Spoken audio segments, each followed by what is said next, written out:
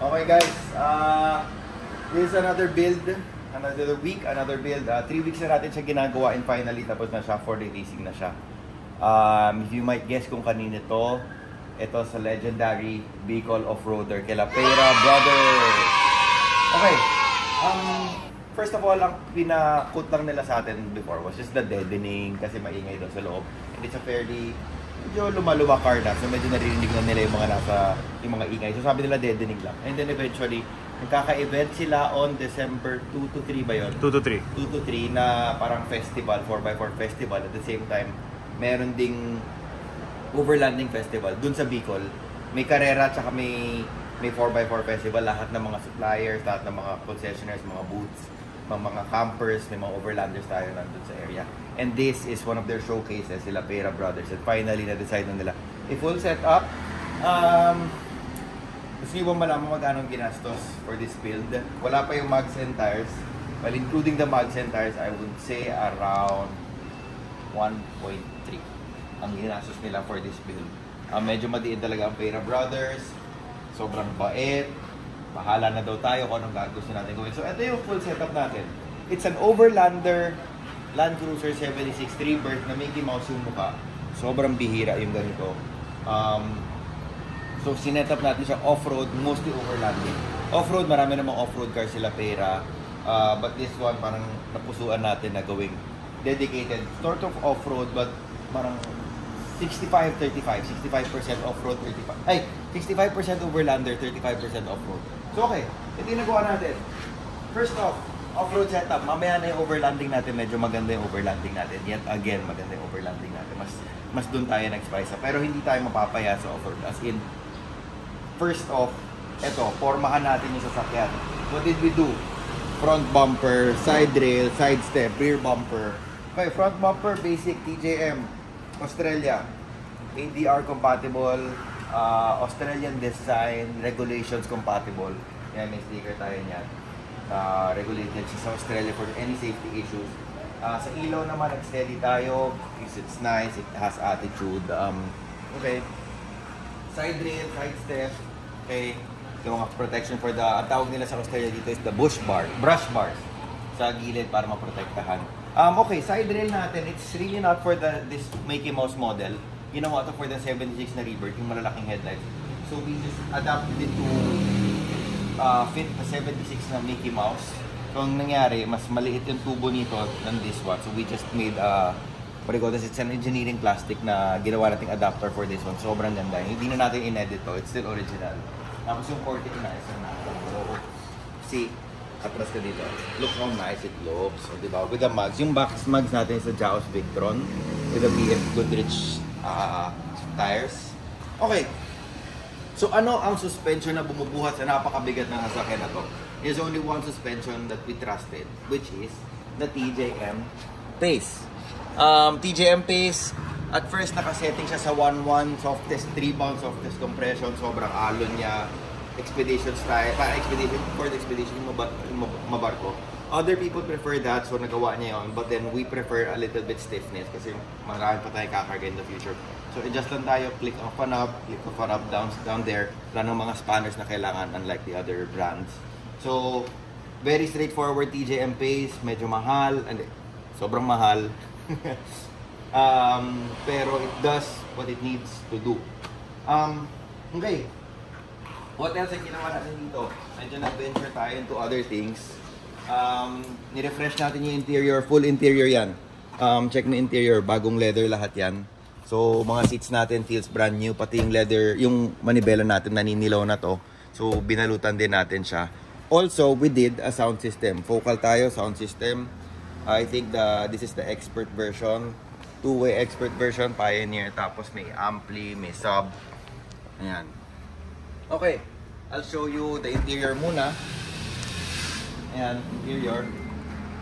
Diba? Sobrang ganda ng seats natin. Tayo na nag-interior niyan. Same time, yung sound, sobrang ganda rin ng sounds natin. Pwede na tayo lumipat sa overlanding. Okay, yung mga awning natin, sila na daw magkakabit when they get there. Kasi ang dami nila mga extra awnings, mga napapalunan nila from the race. Kasi racers sila, Pera Brothers. So sila na lang daw magkakabit na hindi na nila naipadala dito from Bicol. On the way na sila later to get this car.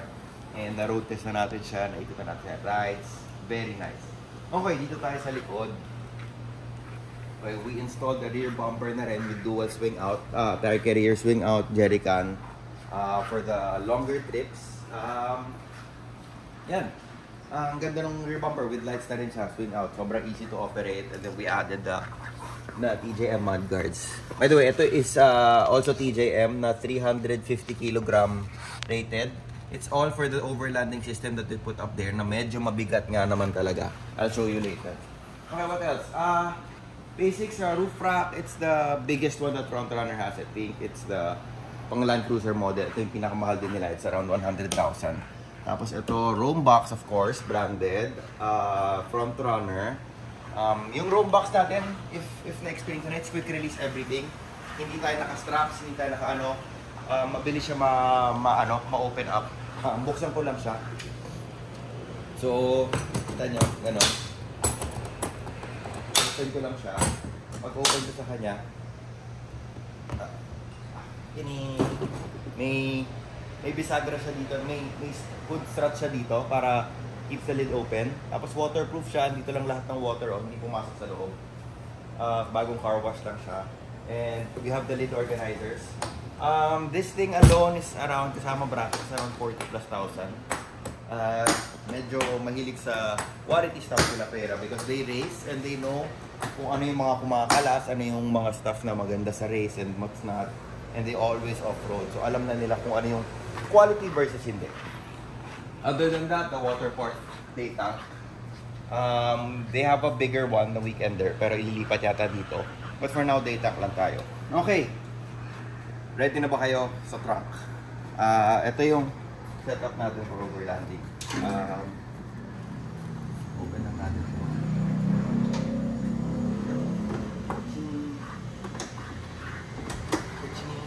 Okay. This is a Titan drawer system. Diba? Sobrang easy operation. Sobrang easy operation. That's tough to organize your stuff. Okay. Nakita niyo yan. This is a cargo barrier na kinostom made natin. That's written TJM. Tapos ito, syempre para magaan lang yung metal. It's cargo barriers there para yung mga gamit natin hindi mag-spill over dito sa ref when you're doing the operation na slide in, slide out. Kasi may mga bag tayo dyan. When you slide it out, minsan yung bag natin tumatapon and we cannot slide it in. So naggawa tayo ng cargo barrier, custom cargo barrier. We attach it to also a kaon ceiling shelf. Ito. Okay. Also, what we have is a Snowmaster fridge. Snowmaster fridge is one of the nicest fridge out there. Na-feature ko na ito sa isang video ko. Ito yung fridge na dual operation. May fridge, pwedeng freezer, pwedeng fridge yung isa. Tapos, also, malakas kumonsumo ng kuryente. That's why we need a bigger battery. Okay, first off, let's operate this one. Isang hatak lang. Ganyan siya. Ay, paano iaabot? Hindi ko maabot yan. Hindi ko makaabot to. Okay, the fridge has been running for 5 days already. And I'll show you kung ano yung percentage ng battery pa niya. Okay. Hindi ko maabot. Ay, ang bobo naman ng gumawa. Hindi maabot. Sorry. Gumaganto na siya. Ayun. It's a tilting fridge line. Makikita natin yung laman. Oh, malamig yung water. Diba? It's been there for 5 days. I think the temperature, this is freezer, this is fridge. Temperature -6 and plus +5. So, this is the Alucab fridge side. Sobrang ganda. We also mated it with the TJM fridge strap. Diba? Sukat na sukat lahat. Wala tayong mga tali-tali, buhol-buhol. Buhol mo na lang, lagyan mo ng garter. Walang ganon. Inayos natin siya. So, it's very easy to operate. Ganyan siya. And it's there. It's very secure. Okay? Also, another request ni client was this Frontrunner na drop-down table sa tailgate. This is for the Jeep. Pero ginawa natin siyang paraan para ma-fit dito sa door niya. Medyo mahirap. Matagalan lang tayo to bracket everything in the back. But this is the drop-down table. Super nice. So dito, pwede tayo mag-chopping, mag-prep. Tapos ito, baba natin ito. Ganyan. Ganyan ang operation natin. So, di ba? Sobrang seamless yung operation natin. Okay. What else, ang isa sa mga madidiin na mga ginawa natin would be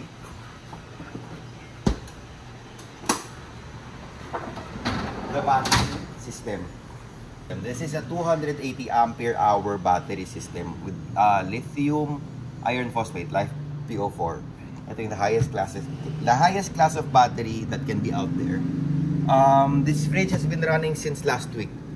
Pa-start lang kami, and the percentage of the battery never drops below 70%. Fridge, open kami, start lang kami, and iniwan namin siya the whole weekend, naka-on lang siya for the weekend, Saturday until Monday. 70% lang na drop niya. So I think this can run 4 to 5 days in camp nang walang starting.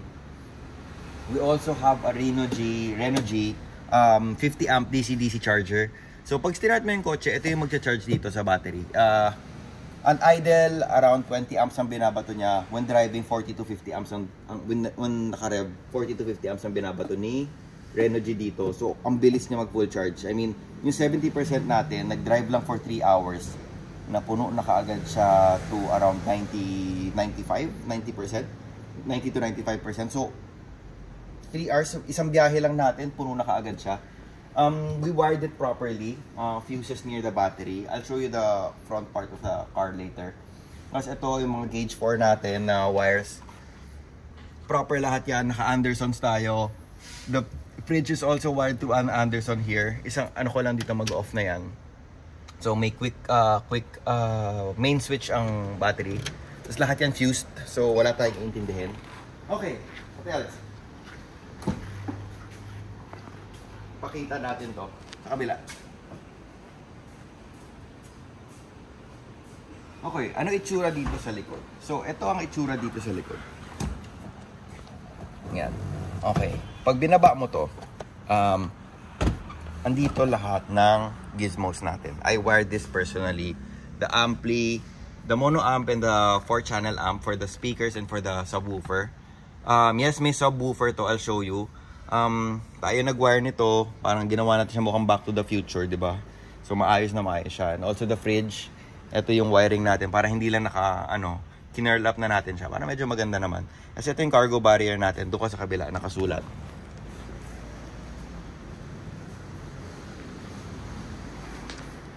Ito, nakasulat dito is TJM.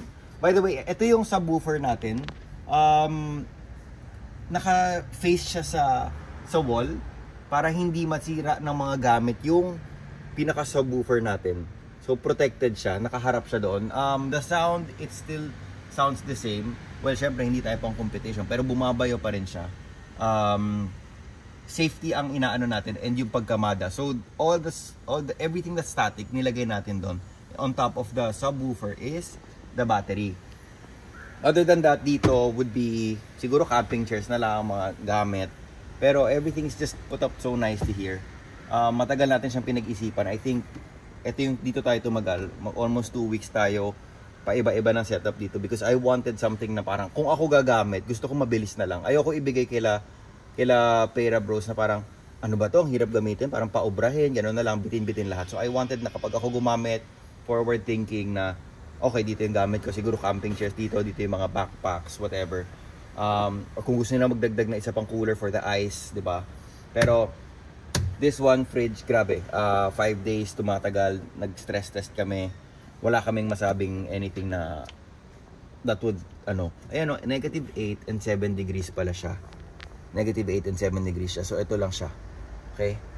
Sa tingin mo, kailangan pa yan ng solar? Okay, solar. Ang sabi nila, Pera, mag-abang daw ako ng for solar. Yes, may abang tayo for solar. But, sa setup na ginawa natin, the solar would be useless. Hindi siya magiging, parang kakain ka lang ng space sa roof rack mo, pero hindi naman siya nakaka-charge. In reality, we only have 5 hours of sun 5 hours of 100 watt sun. Ang konti lang na ibabato natin na power dito. I-start na lang niya ng kotse for 1 hour, o bumili na lang siya sa palengke for 1 hour, charge na ulit yung battery niya. Mas mabilis pa yon kaysa mag 3 or 5 hours siya sa solar. I've used solar and medyo nakita ko yung performance niya kumpara sa mga ganitong setup. Mas dito na ako. So, ang latest natin na ginagawa is ganito na. It's very simple, cost effective. We don't need to spend 200,000 kila EcoFlow. This is a lot better than that. EcoFlow kasi portability. Ito, kahit stationary siya, this can be a power source for everything. Mag-extension cords na lang tayo. Kung gusto natin mga inverters, kasya pa naman. But I don't think kailangan. This itself is safe, self-sustainable. Okay, I'll show you the hood.